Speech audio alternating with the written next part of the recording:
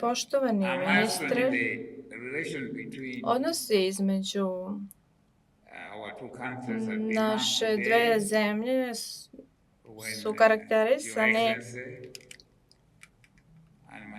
kao što smo već i rekli, i ovim potpisivanjem memoranduma o razumevanju o političkim i diplomatskim konsultacijama.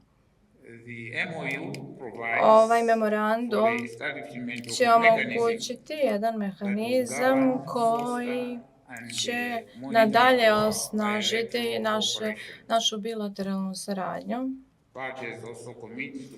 ali takođe ćemo na osnovu njega održavati redovne političke i diplomatske konsultacije na osnovu principa rotacije. To će omogućiti takođe i obuku diplomatskog osoblja i još više pregovaranja o potpisivanju novih sporazuma za koje budemo smatrali da su neophodni da se potpišu. Malawi se posvećuje osnaživanju odnosa sa Srbijom i saradnji sa Srbijom kako na bilateralnom, tako i na multilateralnom nivou. Smatramo Srbiju potencijalnim ekonomskim partnerom i stoga pozivamo vas, ministre, da posetite Malawi.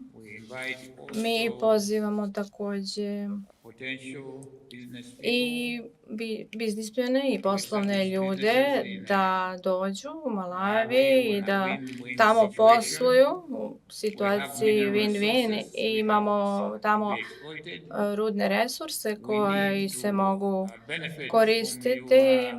Možemo imati takođe koristi od vašeg znanja u oblasti poljoprivrede, naročito u oblasti poljoprivredne mehanizacije, tako da pozivamo da dođu i budite sigurni da ćemo u tom smislu pružiti svu pomoć.